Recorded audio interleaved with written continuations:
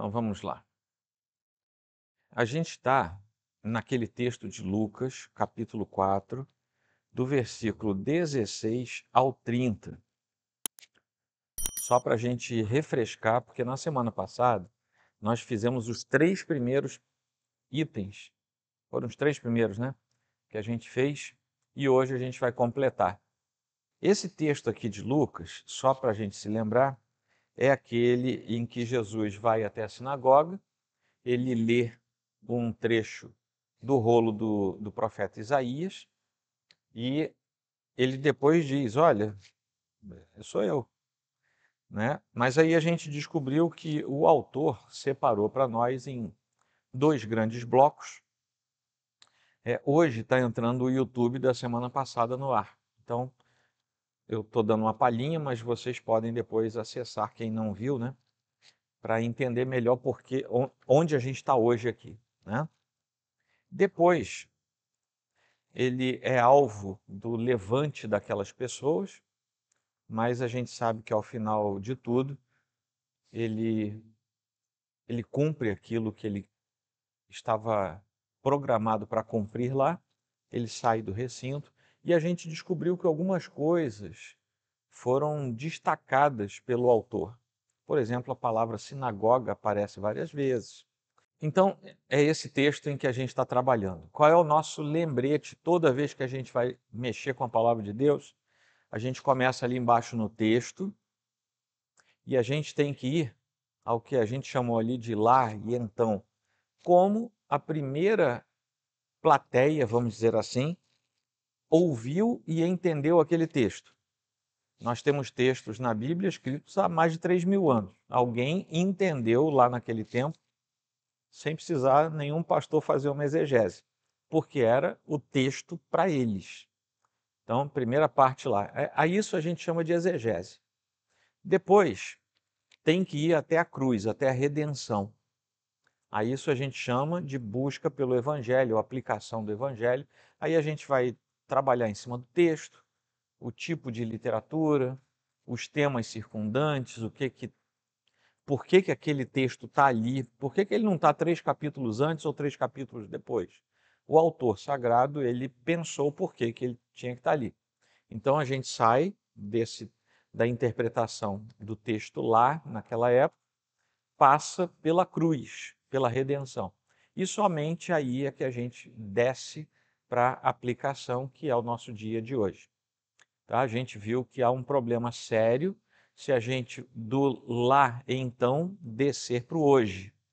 Isso é típico, por exemplo, de liberalismo teológico, de outros elementos que não vão considerar o processo da redenção.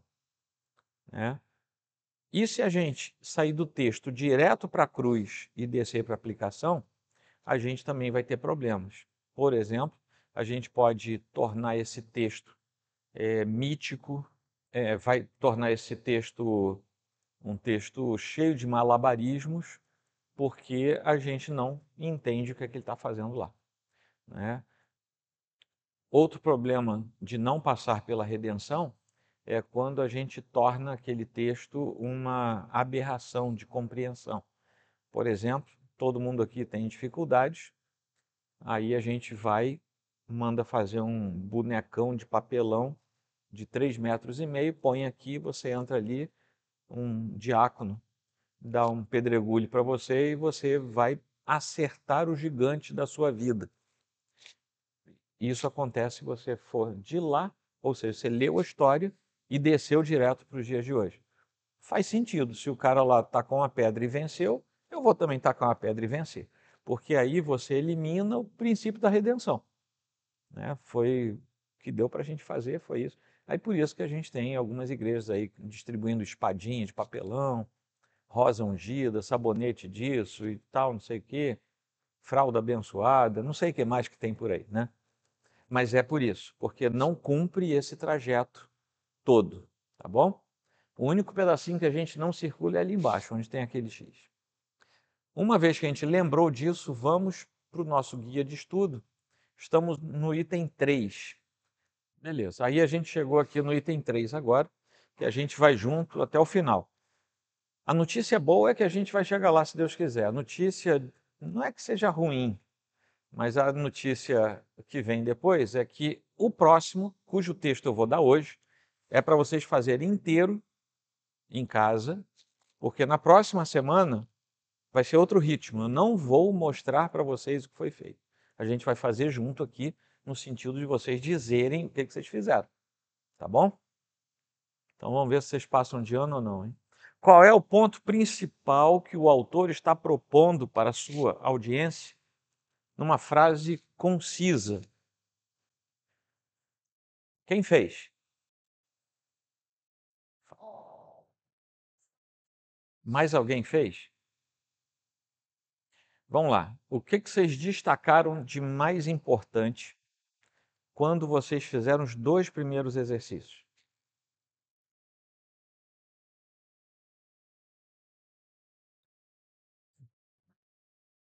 O que saltou aos olhos, porque vocês pegaram um texto e descobriram como é que o autor dividiu esse texto, né? E aí a gente identificou isso, vocês foram identificando. Vocês notaram que todo mundo identificou junto?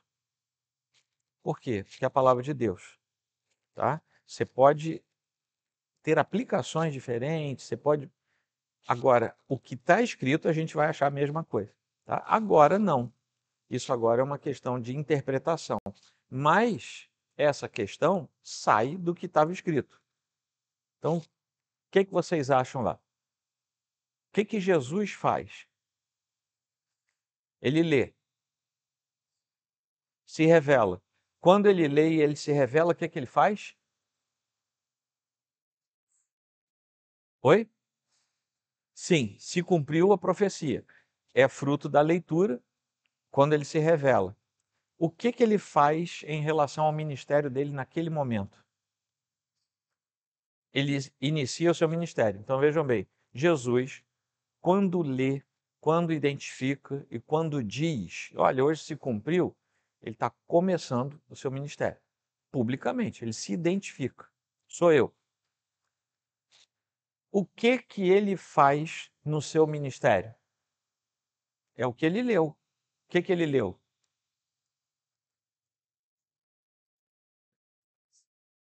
Exatamente. Porque ele diz, se ele fala, hoje se cumpriu isso, ele está dizendo, eu vim fazer isso. E ele diz isso quando? Quando pela primeira vez ele torna público que é ele. Então ele inicia o seu ministério para trazer aquilo que estava profetizado. Que lá naquela primeira leitura, lá de Isaías, 700 e poucos antes de Cristo, quem leu aquilo não fez a relação com o homem Jesus de 700 e poucos anos depois. Depois esse texto vai ter a conotação messiânica esclarecida. No momento não, tá? Beleza? O que acontece com Jesus quando ele inicia o seu ministério? Qual é a reação das pessoas quando ele diz, eu vim fazer isso? Rejeitaram. As pessoas rejeitam aquilo que Jesus diz que veio fazer, não é? Por que eles rejeitam?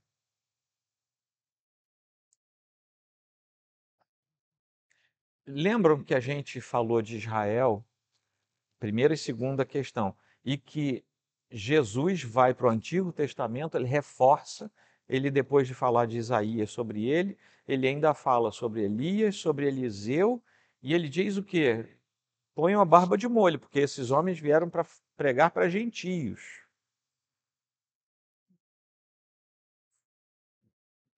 Isso. Na reação daquelas pessoas, qual foi o sentimento que ele teve que quebrar falando? Judeu não é lá essa coisa toda, não. Orgulho, o que mais? Eles foram incrédulos, não é? Vocês veem, essas questões são o âmago do que o autor quis nos dizer. Vejam só como é, claro que essa frase é a minha, tá? Mas o conteúdo foi aquilo que a gente acabou de ver aqui. Jesus inicia sua missão messiânica. Ele traz libertação, inclui os marginalizados, mas é rejeitado por orgulho e por incredulidade. Ninguém creu, foram orgulhosos por causa da sua etnia. Essa é uma sentença. Isso aí não é a pregação. Isso é para a gente ter em mente um destaque da parte do autor para nos guiar. Vocês colocariam alguma coisa diferente? Acrescentariam, tirariam alguma coisa?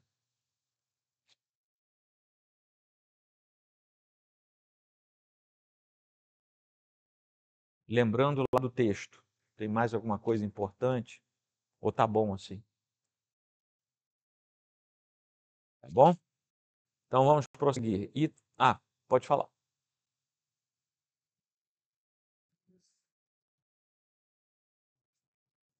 Você acrescentaria algum detalhe ao orgulho por conta disso que você chamou a sua atenção? Como é que você poria? No seu caso, com essa percepção, talvez você pudesse botar uma vírgula ali no final, por orgulho e incredulidade, vírgula, a ponto de quererem matá-lo. Essas informações todas estão ali, inclusive essa aí, tá? Essa frase, ela não é a exposição da verdade bíblica, ela é um guia para a gente saber que dentro daquele trecho que a gente está estudando, o autor destacou essas coisas. Então é por isso que se a gente construir, por exemplo, semana que vem, que vocês vão fazer sozinhos em casa, vocês vão ver que as frases vão ser diferentes. O que não pode é elas saírem da ideia do texto. Mas você pode ter uma percepção maior de um detalhe, menor de outro, não tem problema não. Tá? Obrigado, Macuri. Como é que esta passagem se conecta com o Evangelho de Jesus Cristo? Qual parte do Evangelho está em evidência? Lembram lá? A gente sai da exegese e vem para a cruz, vem para a redenção. Então, essa é a pergunta. Como é que essa passagem se conecta com o Evangelho de Jesus? Vocês já falaram alguma coisa aí. É porque essas questões elas vão se conectando, né? O que Jesus veio fazer? Vocês falaram. Veio iniciar o seu ministério. O que mais? Isso.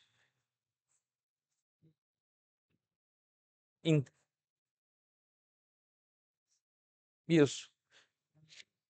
Quando ele abre o rolo de Isaías, ele está dizendo que se cumpriu a profecia. Inclusive, isso é literal aqui, né? Com isso, ele inaugura alguma coisa. Ele inaugura o seu ministério pessoal, vamos dizer assim, divino pessoal, mas com isso ele inaugura uma outra coisa, que vai ser muito falado, principalmente nos evangelhos, em termos de Novo Testamento, os evangelhos vão falar muito disso. O reino. Ele inaugura o reino entre nós, né? Quando ele inaugura o seu ministério, ele que é rei, ele também inaugura o reino. O reino de Deus está entre vós.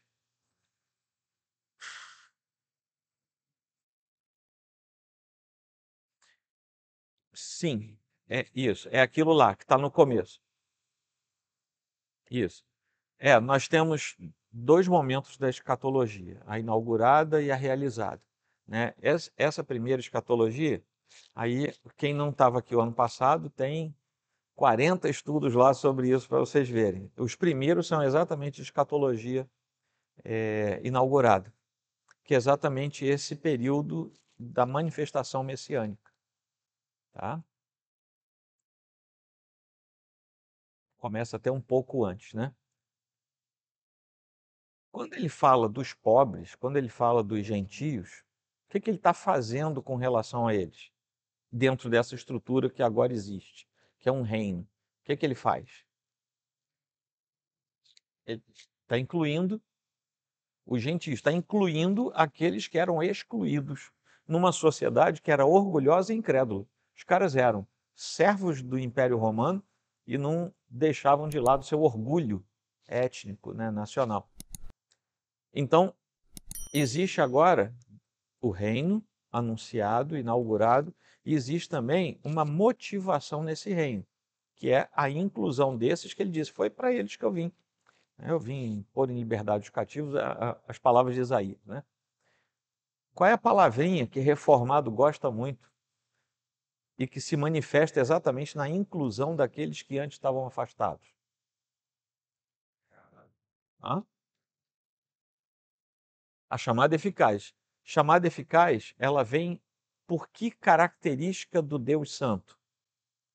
Alguma coisa que aqueles pobres, aqueles gentios, aqueles cativos, eles mereciam graça. Todas essas palavras que vocês falaram são verdadeiras. Elas estão debaixo do guarda-chuva da graça.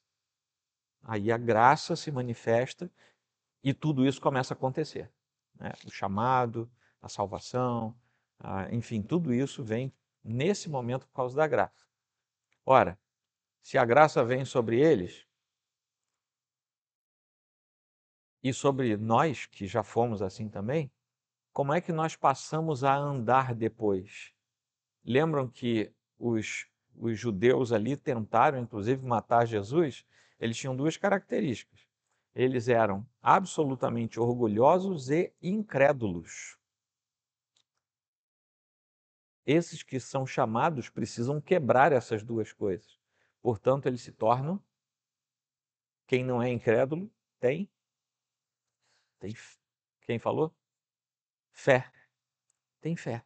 Então vejam bem, Jesus chama por graça, ele inclui no seu reino, ele abre as portas do reino, e andando no reino, para andar no reino, é necessário que haja fé. Tudo isso está nesse texto aqui, se a gente prestar atenção, está tudo aqui, tá? Vamos lá. Esses três primeiros pontos aí a gente acabou de ver juntos.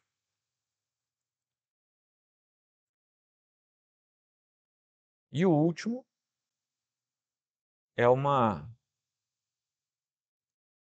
percepção que a gente passa a ter a partir do próprio texto. Ele oferece a salvação, mas ele também aponta para o pecado daqueles que excluíam a possibilidade de que ele fosse o Redentor, o Messias, o Salvador, aquele que estava dando graciosamente a estrutura do seu reino.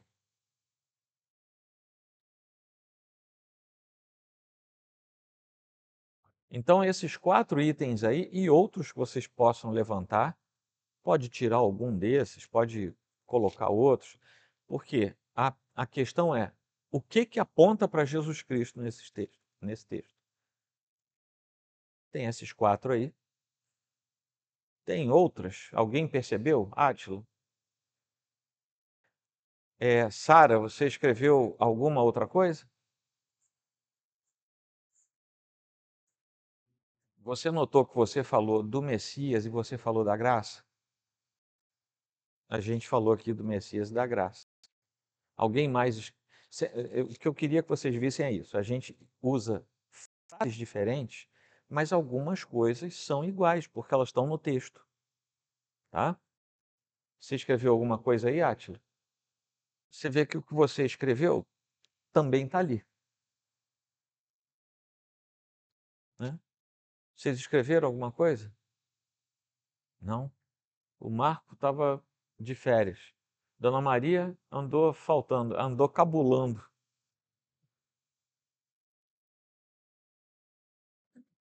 É aluna nova, está tentando se converter. A graça vem, a graça vem. Oi? Justificação? Aonde você pegou no texto a justificação? Não, dá uma olhada aí, vê se você acha. Por quê? Porque o nosso trabalho aqui é olhar para o texto. A gente ainda não está interpretando. A gente está olhando para o texto. No texto fala essas coisas? Fala, talvez fale outras aí também. Tá? Esses 7 passos aqui, que não tem nada de mágico em 7, é porque são 7 Casualmente são 7. Isso aí é o seguinte, você imagina, essa aqui é a sua mesa de trabalho. Cada questão dessa, você vai botando sobre a mesa, são ferramentas. Inclusive aquela sugestão que tem, o item 7 é uma sugestão de um rascunho de sermão, aquilo ali ainda não seria um esboço de sermão. É só para você mentalizar como é que você ia arrumar aquilo depois, tá? Posso passar aqui? Qual é a parte do evangelho que está em evidência? No texto. No texto, qual é a parte do evangelho? Aqui não é tão complicado porque a gente está dentro de um evangelho, né? Mas a gente pode perguntar, você está estudando Amós. Aí você diz, qual é a parte desse texto que fala do evangelho? Está lá. Só que aí talvez seja um pouco mais difícil da gente achar numa primeira leitura. 18, 19?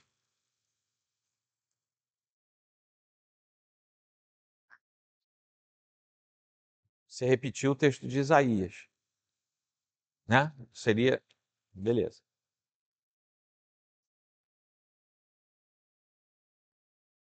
Isso. A gente já falou, na verdade, essa frase agora, essa frase final, é como se a gente arrumasse os nossos pensamentos, esses tópicos que a gente veio colocando, e a gente arrumasse numa sentença só. Como a gente fez no item 3, a gente faz aqui também. Então vamos lá. Cristo veio, vamos lembrar de algumas coisas? Cristo veio cumprir as promessas que tinham sido feitas antes pelo próprio Senhor. Essas promessas diziam respeito à salvação. Só aí a gente já mata a charada, porque o Evangelho é que traz as boas novas da salvação, né? Mas ele chega a dizer a quem? Aos pobres, aos oprimidos, aos encarcerados, né? Isso vai exigir que haja o contrário do orgulho dos judeus seria uma postura de humildade perante o Senhor. Mas isso também vai exigir que haja fé, né? São coisas que a gente já veio falando. A gente só vai arrumar agora numa frase, né? Combatendo esse lado humano ruim que os judeus deixaram aparecer ali, orgulho, incredulidade, tal. Então nós vamos ter a pregação que é antecipada ali quando ele fala dos gentios da antiguidade que também receberam a graça de Deus. Essa manifestação do evangelho vai gerar mudança. Onde havia orgulho, vai haver humildade, onde havia incredulidade, vai haver fé. A gente falou disso tudo aqui. Aí a gente pode agora fazer uma frase para a gente guardar, para nos ajudar depois no estudo. Tá? Eu fiz a minha, alguém quer fazer a sua?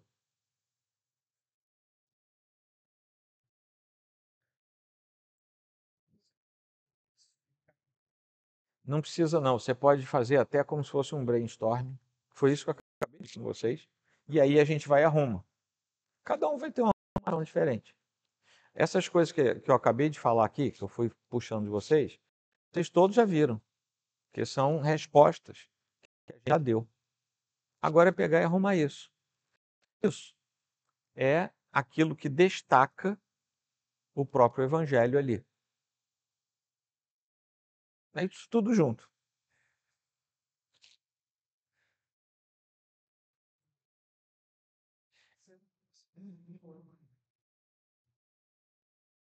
O evangelho nesse texto.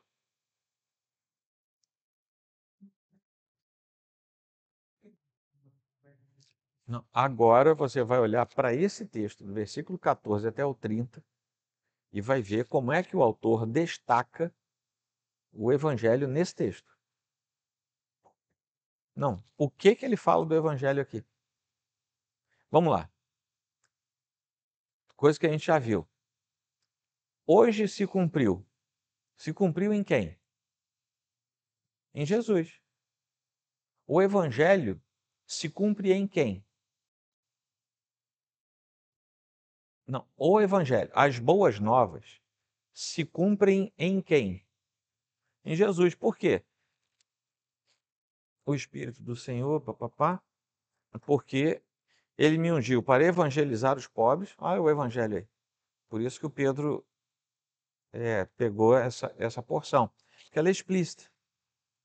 Mas ele pega o texto de Isaías e vai dizer: no livro, Jesus devolveu ao assistente e sentou-se. Todos na sinagoga tinham os olhos fixos nele. Ele acabou de dizer: olha, isso aqui se cumpriu. O evangelho, portanto, se cumpre em Cristo. O que era o evangelho? Desde os tempos antigos, era uma promessa, apontava para uma promessa de salvação. Inicialmente, eles criam que era apenas para Israel, por isso que ele fala: não, tem gentio nessa história também. Mas então, olha só, havia promessa de salvação. Essa promessa de salvação aponta para o Evangelho. O Evangelho se cumpre em Cristo. E o que é isso tudo? Como é que esse Evangelho se manifesta? Libertando os cativos, trazendo os pobres, que a gente sabe que não são pobres apenas na finança, são pobres de espírito. Como é que a gente sabe isso? Porque ele vai usar isso lá no Sermão do Monte depois. Tá? Então, pega isso e monta a sua frase. É ali, é nesse texto. A gente pode ler o Salmo 23, o Senhor é meu pastor, nada me falta. E no final a gente vai fazer essa pergunta. Como é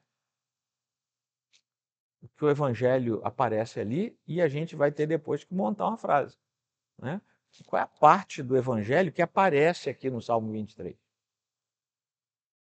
Toda a Bíblia a gente vai fazer essa pergunta.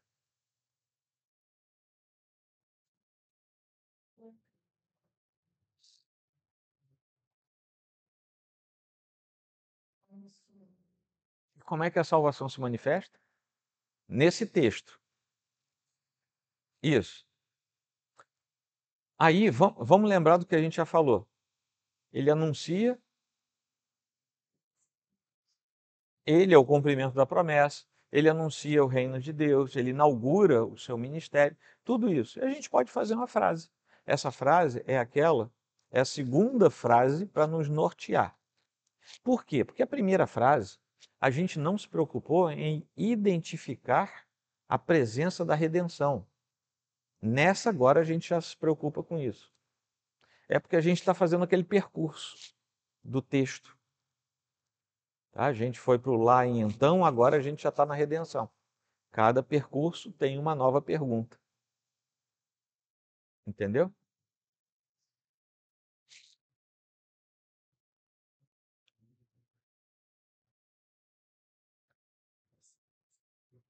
Essa aí, essa questão, a gente está lá na cruz. Por isso que agora a gente já tem evangelho. A outra questão, a gente estava no lá e então.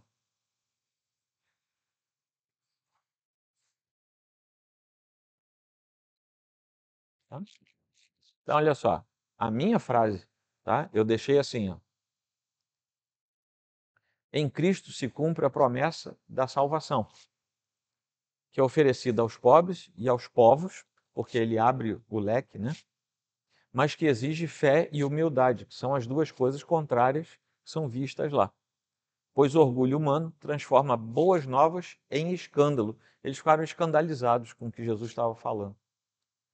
Em vez deles olharem, caramba, ele é o Messias, ele veio trazer a salvação, eles falaram, esse cara é um herege. Aí eles inverteram. Tá? Essa frase e aquela do item 3, embora a gente chegue aos mesmos pontos, cada um faz a sua frase. Tá bom? A gente chega aos mesmos pontos centrais, né? Você pode não falar, por exemplo, que exige fé e humildade. Embora seja uma verdade lá no texto, mas você pode não ter percebido isso porque sua atenção foi mais focada em outra coisa. Mas o contexto vai ser sempre o mesmo porque saiu da mesma Bíblia.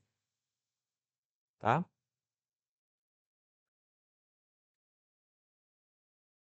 Item 5. Oi, volta. Hã? você pode criar uma só. A gente aqui faz tudo divididinho, que é para a gente ter uma facilidade didática, né? É, isso. Fica mais fácil você separar, né? Não é só aqui não. Lá na 3 eu acho que também tem uma perguntinha assim no final, que é um penduricalho ali que a gente responde separado. Se você responder junto, fizer uma coisa só, não tem problema, desde que você identifique as coisas, tá bom?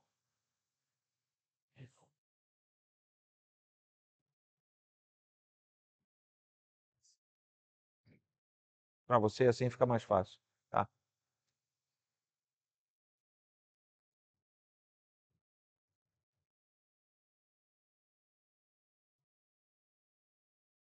Beleza. Vão prestando atenção que vocês vão fazer o de hoje sozinhos para a semana que vem. Qual o ponto principal que você pretende propor para a sua audiência? Essa agora tem que ser uma frase curtinha.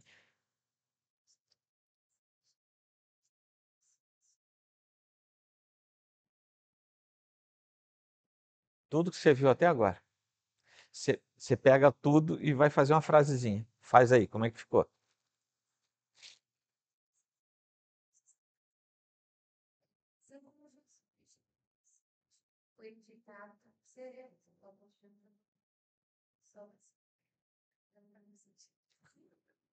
Agora não está fazendo sentido?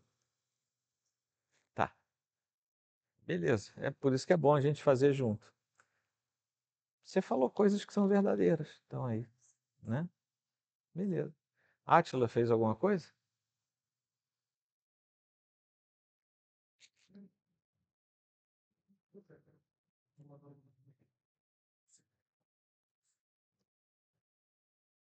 Olha só, a, talvez, talvez a gente complemente o que a Sara fez. Não quer dizer que o que ela fez está totalmente errado. Talvez a gente complemente, tá? O que você escreveu aí?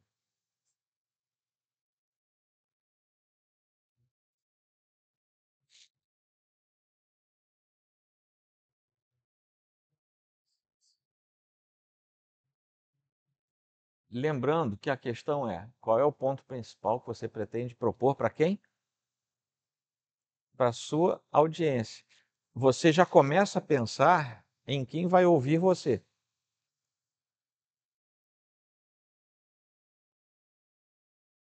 Tudo bem, você vai fazer um culto de evangelismo não sei aonde. Aí a sua plateia vai ser de não cristão. É possível que você seja informado. Olha, você vai falar na escola, vai dar uma palestra lá na escola, tem que ser uma palestra sobre Lucas 4, ninguém lá é crente. Então, é uma informação que você vai ter. Tá? Isso faz diferença na hora da gente, não na hora da gente interpretar, mas na hora da gente aplicar. Tá? Exato. Porque aqui, ó, são só 7 pontos, a gente já está no 5. Aqui a gente já vai pousar nosso aviãozinho. A gente já está começando, é isso aí que o Vitor acabou de falar. A gente já está começando a pegar tudo que a gente estudou e está começando a pensar como é que aquilo ali faz diferença para aquelas pessoas. Então, de tudo que a gente pensou até agora, agora imaginem que vocês não sabem que eu estava fazendo esse exercício e agora eu vou falar para vocês. Eu não vou contar, olha, no item 1 eu fiz isso, no item 2 fiz aquilo. Não vou contar para vocês isso. Né? Isso é o que ficou lá na cozinha mexendo panela. Agora eu vou trazer o prato feito para vocês. Tá? Então, a partir desse momento, a gente começa a imaginar as pessoas para as quais a gente vai apresentar. Em tese, só tem 2 grupos no universo: o não cristão e o cristão, né? O impenitente e o piedoso. Então, por isso que no próximo ponto, a gente vai imaginar o que a gente fala para cristãos, o que a gente fala para não cristãos. Vocês lembram? O item 6 ele vai tratar disso. Então, o que a gente pode pensar aqui? Quando a gente já. Olha só, tudo que a gente pensou. O que Jesus veio fazer? Isaías, o que ele veio fazer? Ele veio libertar, veio cumprir a sua promessa com relação aos perdidos, aos que precisavam dele, né? Aos carentes do próprio Senhor, aos necessitados de forma geral, né? E aí, o que que a gente vai falar? O que que a gente pensa em falar para as pessoas? Vocês não podem ser como aqueles judeus. Olha só o que aconteceu com eles. Se vocês não prestarem atenção, não derem ouvidos à voz dele, o que vai acontecer com vocês é o que aconteceu com eles. Eles ficaram ofendidos, porque Jesus falou a verdade do Evangelho. A gente não falou isso tudo aqui? Só que agora a gente está pensando nas pessoas. Eu agora não estou pensando se eu conseguir entender o texto. Agora eu falo assim, puxa, graças a Deus, já estou entendendo esse texto. Eu vou ter que pegar esse texto que eu entendi e falar para as pessoas. O meu texto ficou assim. O Senhor Jesus veio para libertar e cuidar dos que estão perdidos, necessitados, de forma geral, né? Agora, pensando no meliante que vai me ouvir no domingo à noite. Olha, se você não der ouvidos, se você não prestar atenção à voz de Cristo, a isso que ele veio dizer para nós, que está fazendo entre nós, você vai ficar ofendido, né? A ofensa do evangelho vai aparecer na sua vida. Aí o que que a gente faz com essa frase? A gente guarda. A gente vai... Tudo, como eu falei para vocês, tudo é ferramenta de trabalho. A gente está juntando. A gente ainda não preparou um sermão. A gente está juntando ferramentas. Tá bom?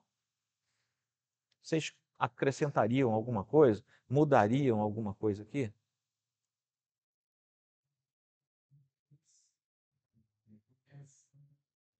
Como é que ficou a sua?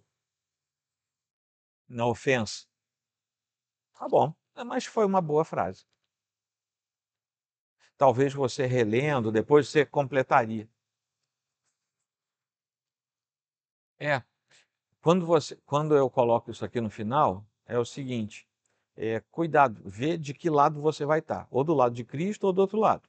Se você ficar do lado de Cristo, ele liberta você, ele cuida de você. Se você ficar do outro lado, é porque você se sentiu ofendido, porque ele disse que você precisava dele, entendeu? É isso que está ali nas entrelinhas desse texto.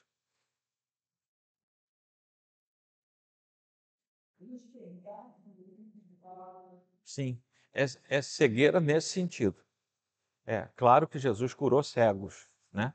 Mas nesse momento aqui, é é para isso, é a cegueira de quem não percebe o que, que ele está falando e fazendo, né? Vocês não estão conseguindo me ver, eu sou o Messias.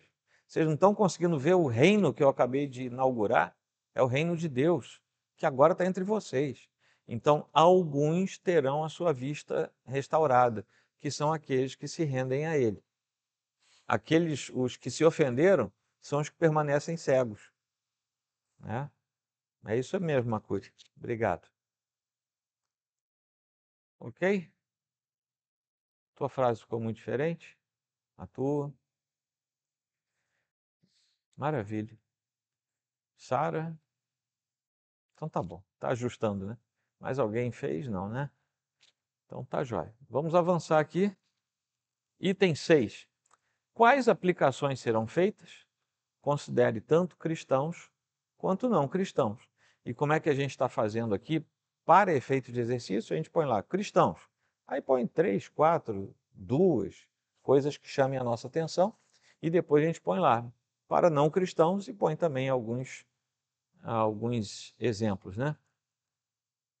Para cristãos, pô, o cara ele entendeu o reino do Senhor, ele entendeu a promessa. A gente está pregando agora, Sara, agora a gente está pregando para todo mundo é crente. O que que a gente vai falar depois desse texto, dessas verdades? O que que a gente vai falar para quem já é crente, já é fiel ao Senhor? O que que a gente pode falar? Dentro desse texto, saindo do texto.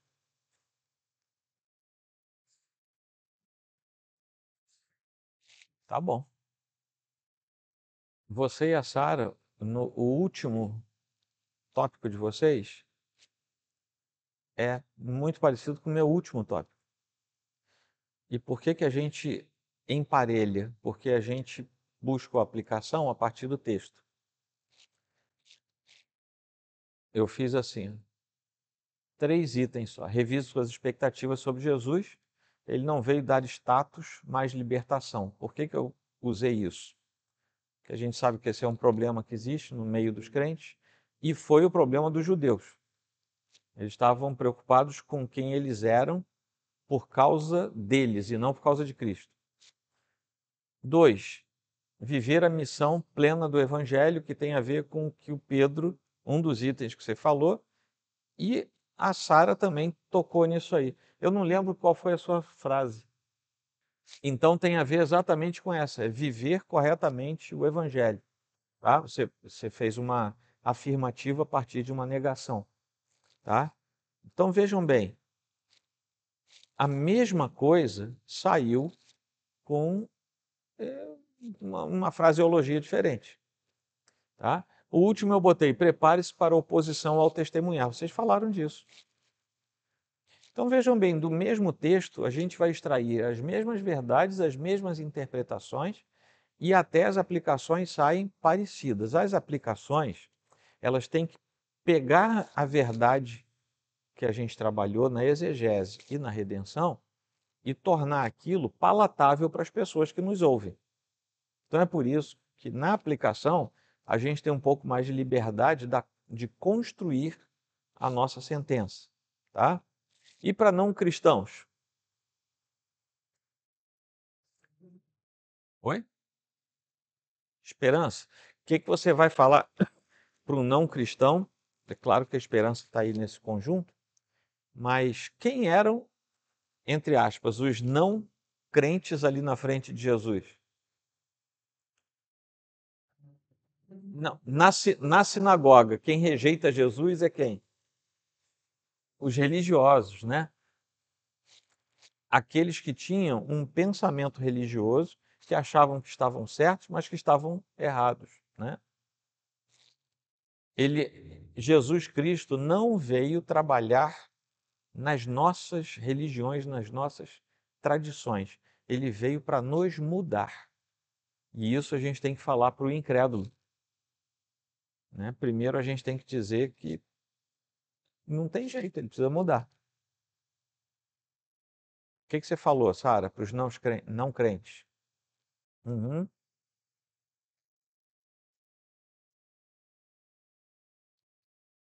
ok. Átila escreveu? Tá joia. Pedro?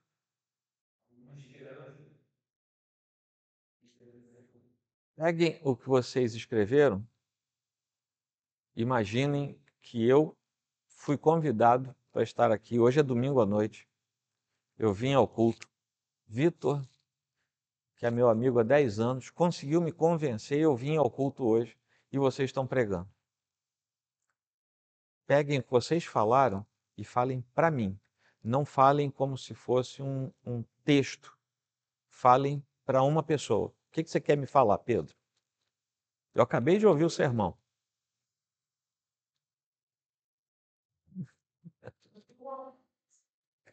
Fala as duas. Não, pode falar as duas. Você puxou esse elemento da graça dos exercícios anteriores. Tá. E o que mais? Você fez 2. Beleza. Fala para mim.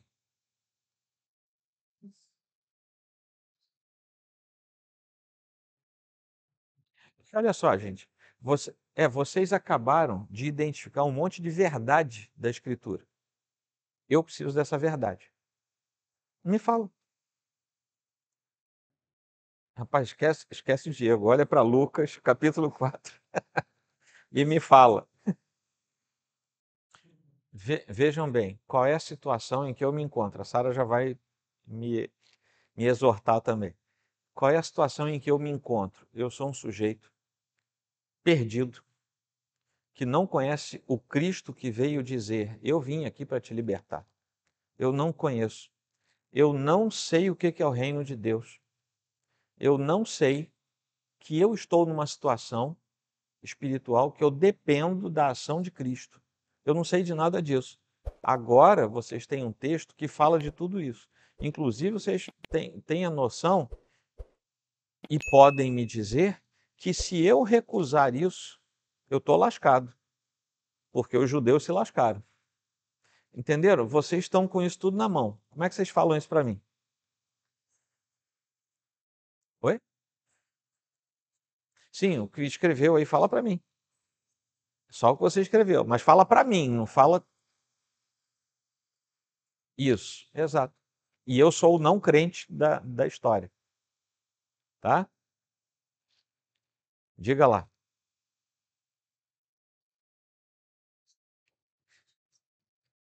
Para a igreja, mas você quer falar para os não crentes. Hoje só tem eu aqui de não crente porque eu sou o convidado do Vitor.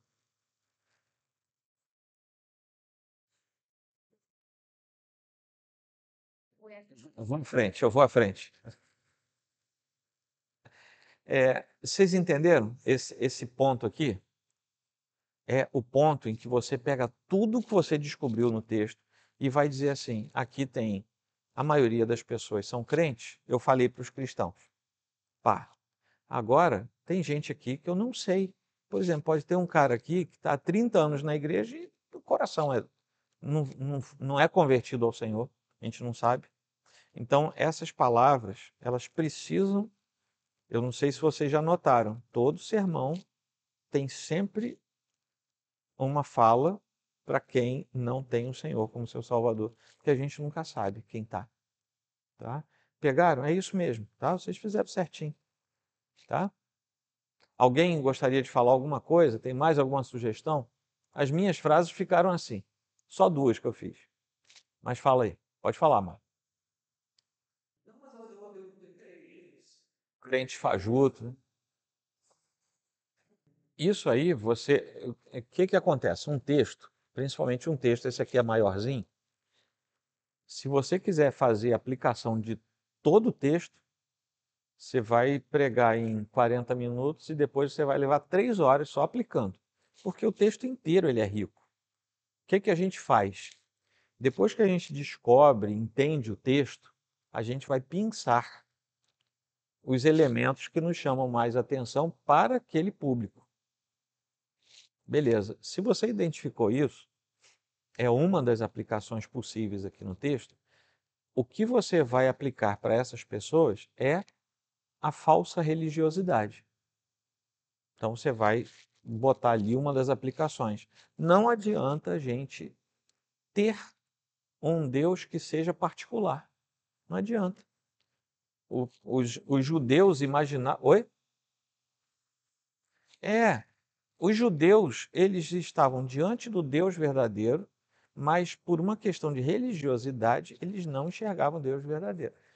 Tem gente aqui dentro hoje que pode ter vários anos de igreja, ou pode ser de uma outra expressão de fé, pode professar uma outra fé, inclusive uma fé cristã, mas que por estar dentro de um processo de tradição, seja de família, de pessoa, tal, não consegue ver o Deus verdadeiro mesmo andando perto dele. Você pegou exatamente o exemplo dos judeus e trouxe para esse sujeito meia boca dos dias de hoje. Aqueles judeus juravam de pé juntos que eram filhos do Deus de Abraão. Conhecia, eles conheciam, sabia.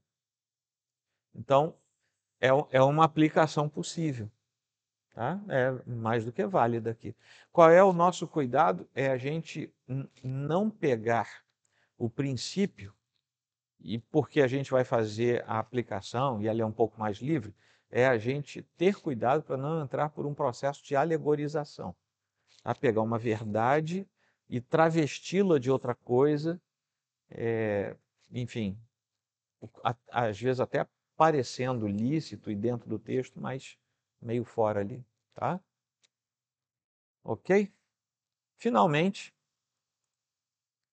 qual é o título do seu sermão ou da sua aula, né? Que isso aqui serve para sermão, para aula, para estudo bíblico.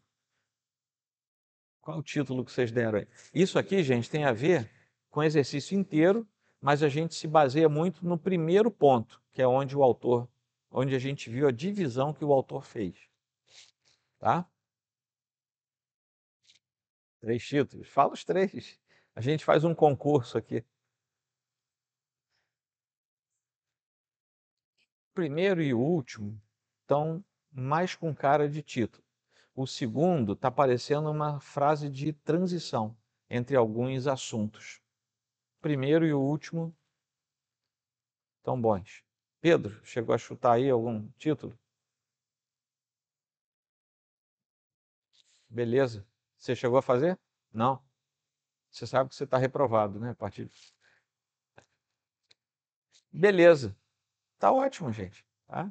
O meu título aqui, eu fui mais para pro final da leitura de Jesus. Aí eu chamei o título de Hoje se cumpriu. Tá? Ele é pouco elucidativo. Os títulos de vocês estão mais elucidativos, tá? O meu não. Mas eu tenho mania de fazer títulos estranhos mesmo. Como geralmente eu não digo o tema, o título do meu sermão é tal. Eu guardo lá. Ali, geralmente, quando eu monto a programação do ano, aí o título que eu ponho lá, fica ali no quadro de aviso, aquele título geralmente tem a ver só com aquele texto, mas a exegese e a aplicação ainda não foram feitas. Então, quando a gente vai pregar, às vezes a gente adapta aquele título, mas é só para a gente se orientar mesmo, tá? Faz sentido. Ok? Vocês fizeram um pequeno esboço?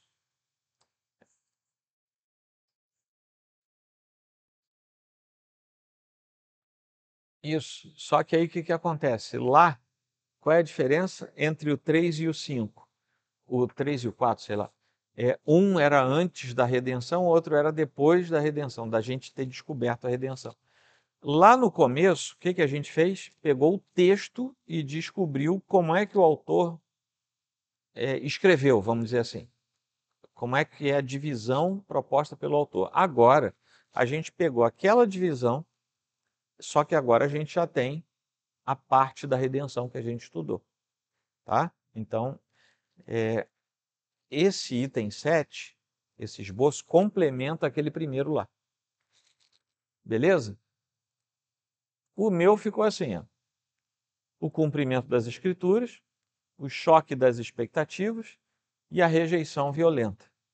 Em cima disso, cada um desses itens, a gente vai ter que ter subitens, tá? Isso aqui é só o cabeçalho. Tá? Mas, como eu falei, em cima de cada divisão que vocês mesmos já identificaram no item 1, agora vocês colocam o que descobriram a respeito de reino, de Messias, de redenção. Aí colocam ali e fazem um rascunho. Isso é rascunho. Para que serve esse rascunho? Para você desenvolver o seu texto. Tá bom? A nossa proposta aqui não é chegar até o esboço do que seria um sermão. É parar aqui. O esboço é com você. Tá bom? Eu já preguei sermões diferentes baseados no mesmo texto. É impressionante como você chega às mesmas verdades, mas porque você está fazendo um outro percurso, você monta totalmente diferente. Tá? Então isso vai acontecer com vocês também. Sim, mas aí você colocando aí, você pode botar alguma observação ou a palavrinha hoje em algum lugar, porque isso aí, como é um rascunho, é para você não esquecer, tá? Quando você olhar para isso aqui, você não esquece dos 6 itens que você estudou antes. Agora aquilo tudo que estava meio bagunçado, você deu uma ajeitada. É isso aqui. A partir de agora, você vai desenvolver. Como é que você desenvolve? Olhando o seu material, aquilo que você deixou sobre a mesa. Tá?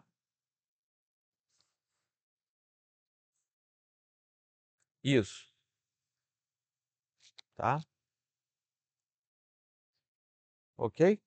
Como é que a gente sabe que a gente vai construir um rascunho com as mesmas verdades? Porque até agora a gente veio casando as coisas. Você pode falar assim ou assado, e eu falo de outro jeito, mas a verdade por trás é a mesma. Você pode construir ali de maneira diferente. Mas como você separou o que o autor falou e você já estudou o texto, você vai perceber que todos os rascunhos, por diferentes que sejam, vão traduzir a mesma verdade bíblica. Tá? Onde é que a gente vai ter mais liberdade? Na aplicação. Por causa daquilo, é o público. Uma coisa é você pregar aqui na nossa igreja.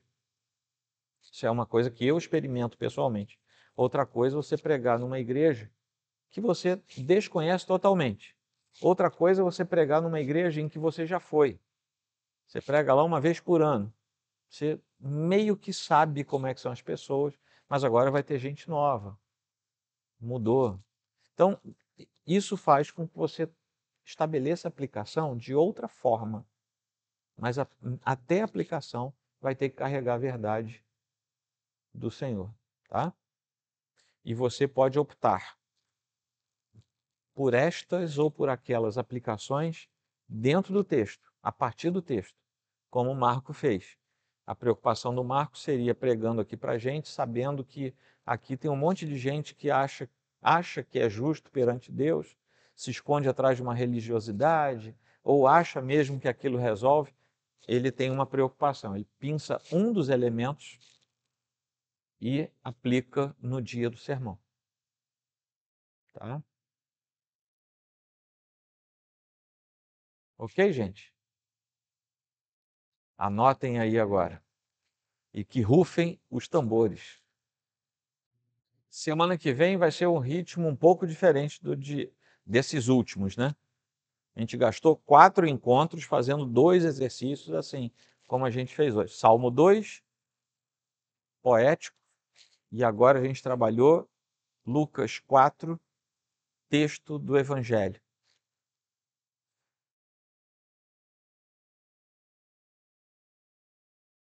Pegou? Pegou? Todo mundo pegou?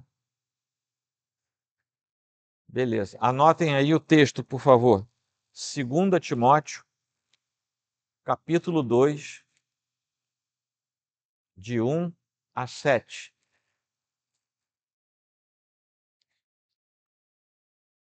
Lembrando nossos estudos do começo desse último bloco, que começou, onde nós começamos a nos preparar para isso.